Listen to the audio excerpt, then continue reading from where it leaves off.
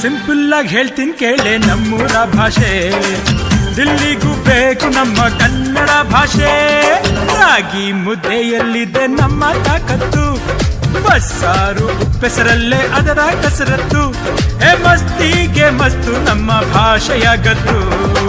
Simple ಆಗಿ ಹೇಳ್ತೀನಿ ಕೇಳೆ ನಮ್ಮೂರ ಭಾಷೆ, ದಿಲ್ಲಿಗೂ ಬೇಕು ನಮ್ಮ ಕನ್ನಡ ಭಾಷೆ.